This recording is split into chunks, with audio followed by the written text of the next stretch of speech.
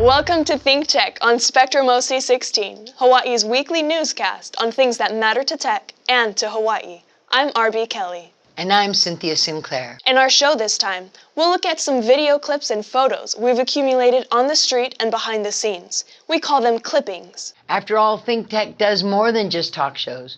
With cameras and smartphones, we often take clippings also worthy of being considered. We accumulate lots of clippings, related or unrelated to our regular shows. And from time to time, we want to share them with you on Spectrum OC16. Join us today to look at some of the outtakes that might otherwise have been left on the cutting room floor.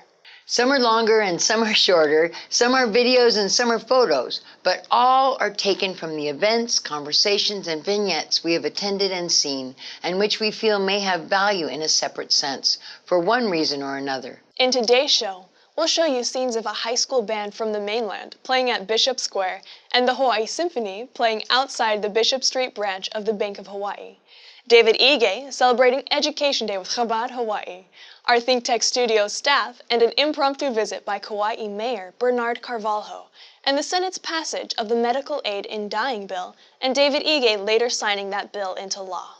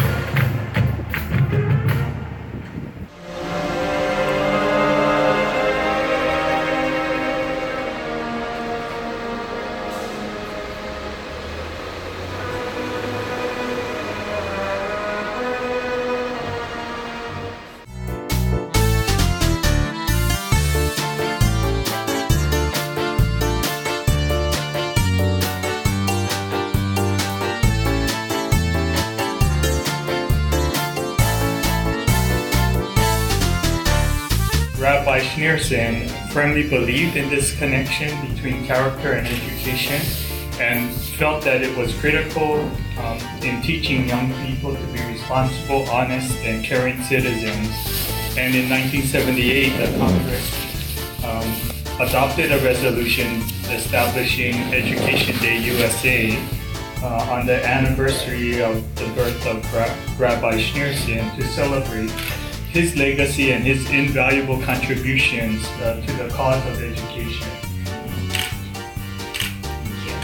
Would you like to say a few words? Sure.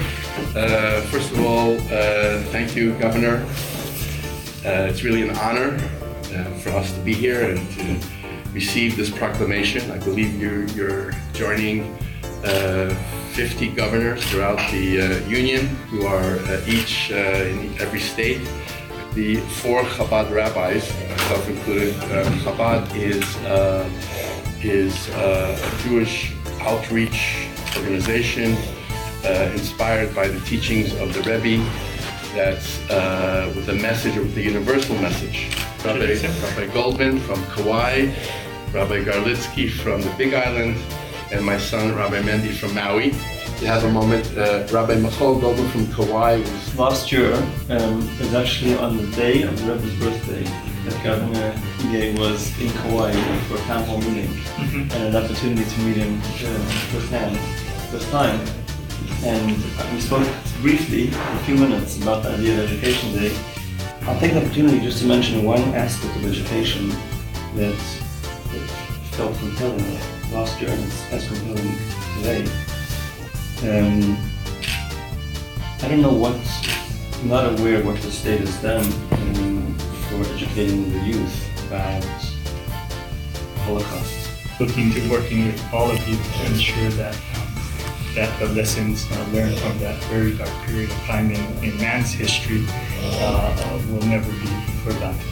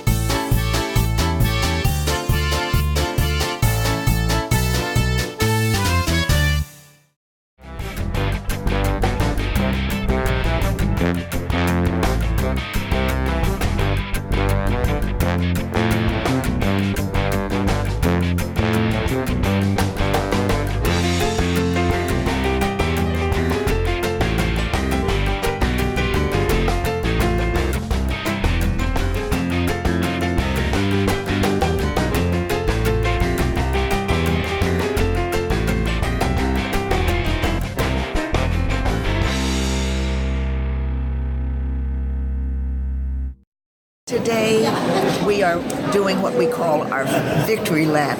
This is the full Senate is about to call session, and they will hear the last time, we hope, the bill that grants medical aid in dying.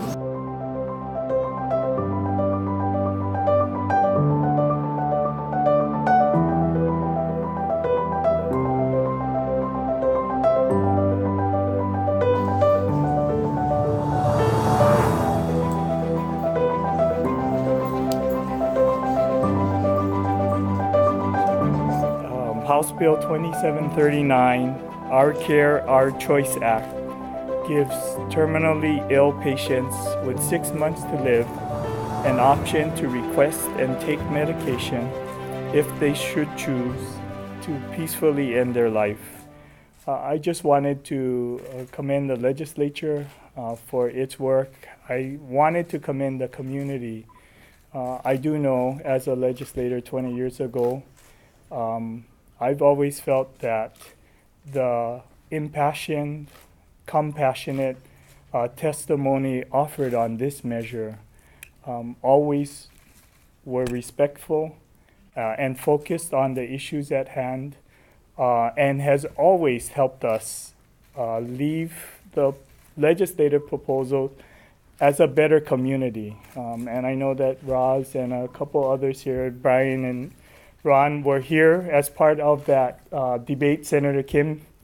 And clearly, what happened 20 years ago gave us better palliative care, better pain management, better options for those nearing the end of life. And I think our entire community benefited from that.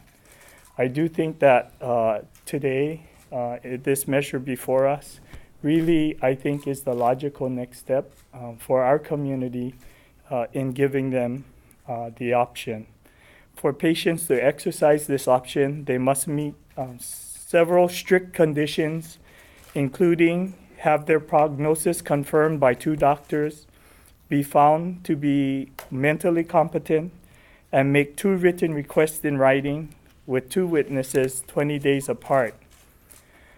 Above all, this legislation has been written to ensure that the patient is in full control. This is available as an option along with other forms of end-of-life care. And it might not be for everyone. You know, our state has been contemplating this law for more than 20 years. I do believe that we are a better community for that. And when I think about this law, it's impossible not to think of friends and family that have struggled through a difficult prognosis. I think what we can do to make this right, we know that our loved ones will eventually die, but they don't need to suffer. And of course, when I think of my friend John and his family, who have so gratefully agreed to be with us today, thank you for sharing your story and your life with us here at the Capitol.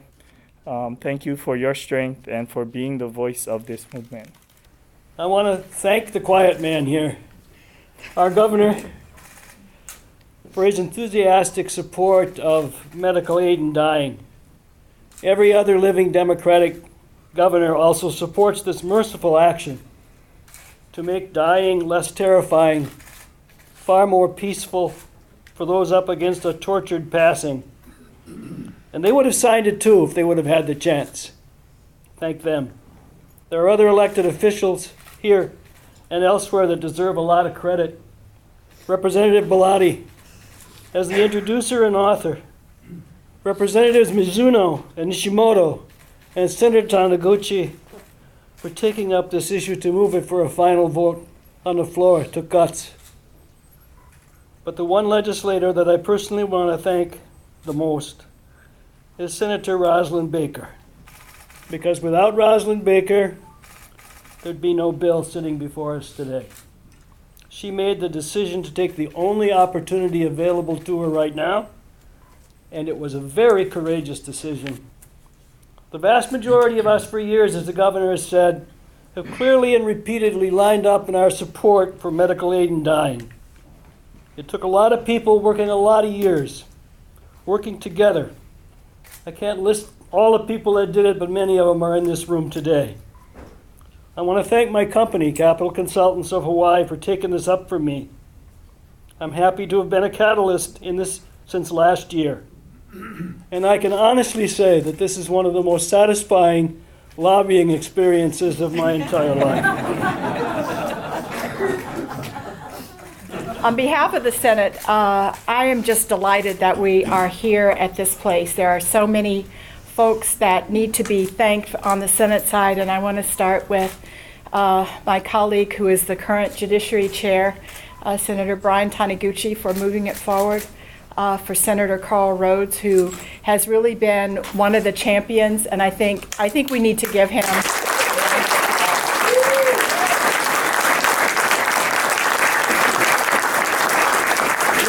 because he really took the bull by the horn, so to speak, last year when we moved another bill. So it's a delight to see the community come together, because I think most of us, I know all of us in this room, believe that the ultimate choice about how one ends one's life is very important, and to make sure that people have the opportunity, if they are in a situation where it's very painful and there's a way that they and their loved ones make the determination that they want to do it another path, I believe is important for a state like ours to make that choice available.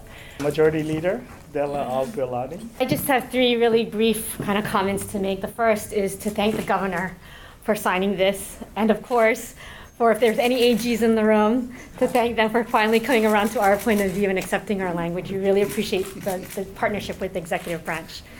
The second group of people I'd like to thank is both the community and my colleagues. First, to the community. You know, this has been a 20-year journey. We have, in the past, we've lost some people who worked hard on this, long and hard on this. I'm not going to be able to mention everybody's names, but there's a couple of key people. I think when we look at 1998 and we look at the people who were there then, we know it's Aquan Nakarath was a strong, vibrant voice. We know Max Botticelli as a pain and palliative care specialist and an instructor at JABSOM. We know Jeff Crabtree, who struggled with his own struggles in the courts with his own mother. Mary Cook, so many of these individuals. Joining those names are people like today we have in the community, Lucian Wong, Scott Foster, Mary Joyner, and of course, John Radcliffe. Thank you to all of you for struggling with us and for pushing us and helping us evolve in our thinking as legislators. When I look back on the legislative process, you know, there are names like, and I have to get this right again, I'm not going to say everybody, but we have names like Hamakawa, Blake Oshiro, Marita, Suki, Thielen. We have names today that are joining those groups. And I'm going to say all my representatives, colleagues, because I have to, in the room. Cregan, Morikawa, San Buenaventura, Evans, Kehokolole, Laremont, Takayama, Todd, Nakamura. All of you helped push the conversation along during the year when folks thought that there was no hope, and that is the power of the caucus. That is the power of conversations that we all have to continue to have. So you may be disappointed in 1 year, but you have to keep coming back and having those conversations. My two colleagues that I have to really thank on the House side are Representatives Mizuno and Representatives Nishimoto. We struggled with this, we listened, and we worked hard. On the Senate, again, all of the senators, but especially Senator Rhodes, Senator Taniguchi, and Senator Baker. We could not have done this without you, and I thank you all. My last comment is that for me, what this bill is about a choice. But as I said on the House floor, it's a choice that an individual can make so that they are able to think about how they want to live the rest of their life. This is a bill not simply about the choice to die, but how do you want to live your remaining lives? And that is the message that I think that we should all take away from this, because we all know that there is an end to this. Okay, House Bill 2739, House Draft 1, relating to health.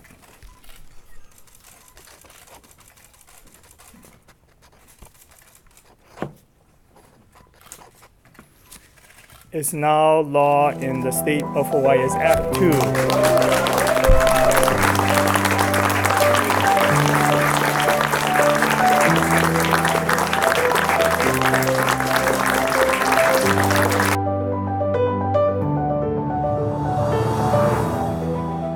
This was the signing of the bill, medical aid and dying, that we have worked so hard for since 1998, and at long last, the bill passed. The governor signed it with a very emotional speech, because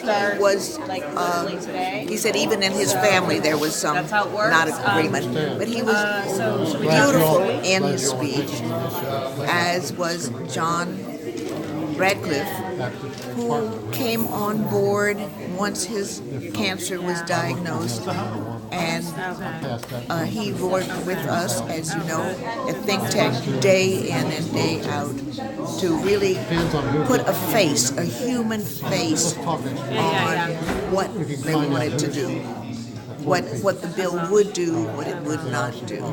Because it's one thing to write pretty testimony, it's another thing to see somebody that's going through it. This is the culmination of a lot of work by a lot of people over 25 years. The medical aid and dying bill was just signed by the governor, making Hawaii only the 7th jurisdiction in the nation to have this law on the books and to give Hawaii residents the freedom of choice. How do you feel about it, Scott? Relieved that it's finally in place. As I described to someone, it's kind of like the period and new chapter. Moving on to the rulemaking process, which actually, now that the bill is signed, the Department of Health is authorized to immediately begin the planning for the implementation, which is in January. So this is going to be in effect very quickly. And that's where we are now, is that process to get the rules promulgated that'll actually operate the legislation. What do you think of the ceremony this morning with David Ige and the various speakers and all the people who showed up? How was that for you? I heard a lot of names that I'm glad were mentioned. Certainly A.Q. McElrath, a whole list of people who built the foundation for the work that Marcia Joyner and I have been able to do the last 5 or 6 years. Overall, it's a new day in Hawaii, so it was an exciting event. I'm very happy that the bill passed and it was signed by the governor.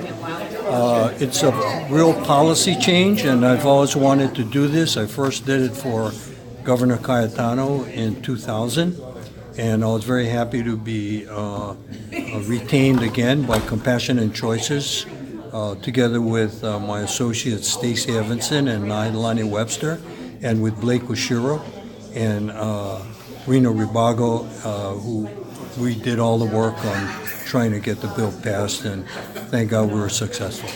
Our plan is to show you clippings like this when we can. We want to keep collecting them on the street and behind the scenes and share them with you from time to time so you can see what we've been doing.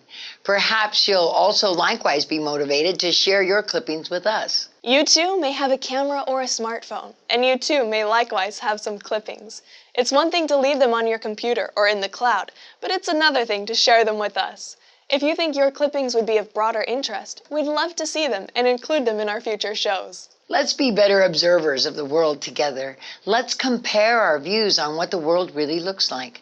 Let's see if we can find greater truth through the photographer's eye.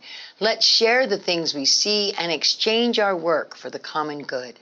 Together, we can all learn new lessons about the reality and the creativity in our lives. Send us your clippings at shows@thinktechhawaii.com and check out the clippings page on our website for more about what we're looking for and how you can participate.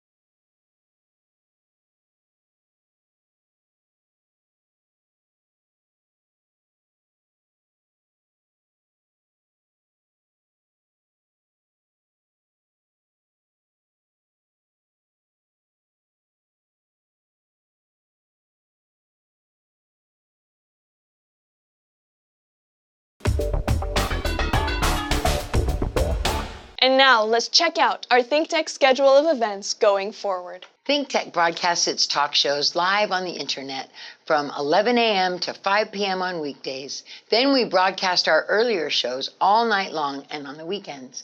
And some people listen to them all night long and on the weekends. If you missed a show, or if you want to replay or share any of our shows, they're all archived on demand on thinktechhawaii.com and YouTube.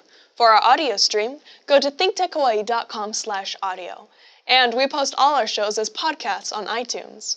Visit thinktechhawaii.com for our weekly calendar and live stream and YouTube links, or better yet, sign up on our email list and get our daily email advisories.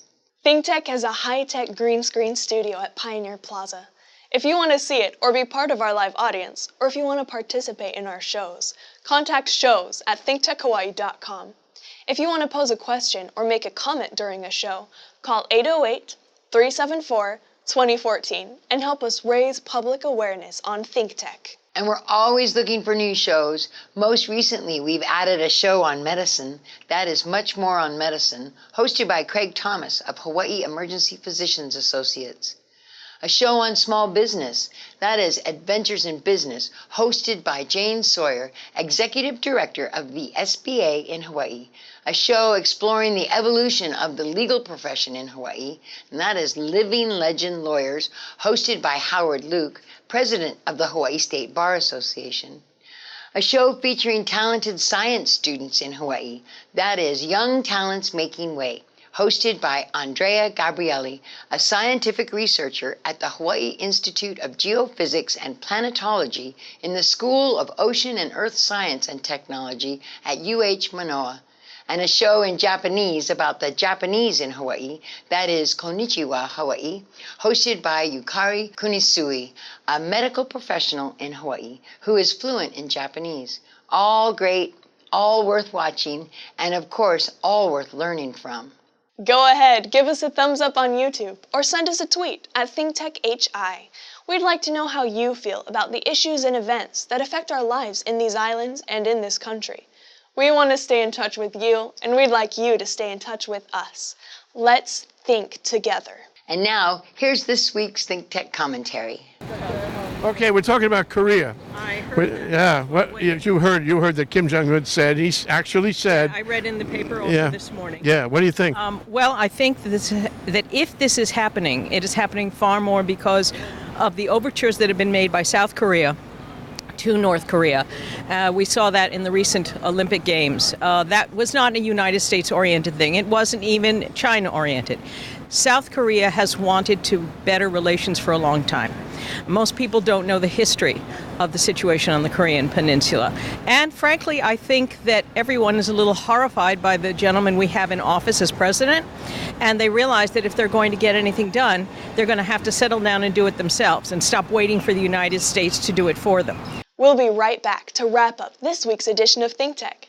But first, we want to thank our underwriters. The Atherton Family Foundation, Castle and Cook, Hawaii. The Center for Microbial Oceanography Research and Education, Collateral Analytics, the Cook Foundation, the Hawaii Council of Associations of Apartment Owners, Hawaii Energy, the Hawaii Energy Policy Forum, the Hawaii Institute of Geophysics and Planetology, Hawaiian Electric Companies, the High Tech Development Corporation, Galen Ho of BAE Systems, Integrated Security Technologies, Kamehameha Schools, Dwayne Carisu, Carol Mon Lee and the Friends of ThinkTech, MW Group Limited, the Schuyler Family Foundation, the Sidney Stern Memorial Trust, the Volo Foundation, Yuriko J. Sugimura. Okay, Cynthia, that wraps up this week's edition of ThinkTech. Remember, you can watch ThinkTech on Spectrum OC16 several times every week. Can't get enough of it, just like Cynthia does. For additional times, check out oc16.tv. For lots more ThinkTech videos and for underwriting and sponsorship opportunities on ThinkTech, visit thinktechhawaii.com. Be a guest or a host, a producer or an intern, and help us reach and have an impact on Hawaii. Thanks so much for being part of our ThinkTech family and for supporting our open discussion of tech, energy, diversification, and global awareness in Hawaii. And of course, the ongoing search for innovation wherever we can find it. You can watch this show throughout the week and tune in next Sunday evening for our next important weekly episode. I'm RB Kelly. And I'm Cynthia Sinclair. Aloha, everyone.